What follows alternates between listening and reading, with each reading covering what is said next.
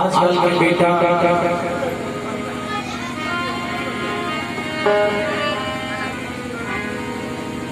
और बाबूजी के बीच, माई के बीच और मेहरारू से प्यार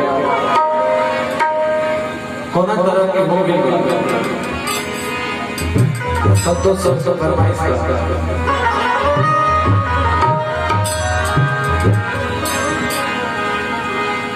हो बाबूजी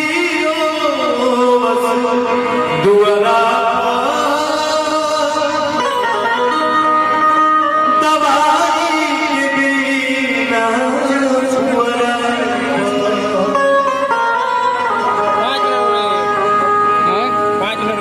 पानी देने हार के हो नहीं थे मंगला सुने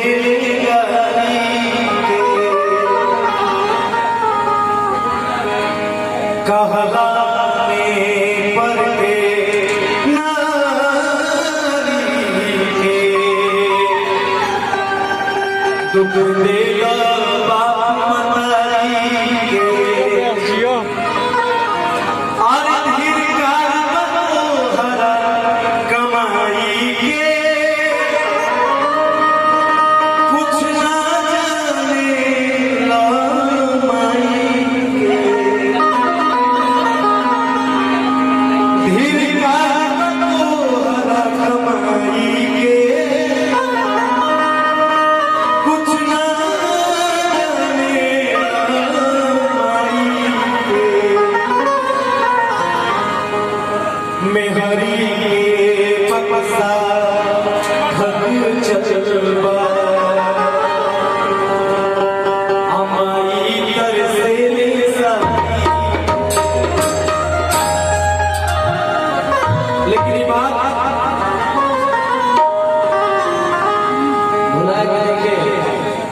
हमनियों के दिन बुढ़ाए के बाद हमनियों के बाल बच्चा में सब नाती बुढ़ा होइए सब जब देखी तो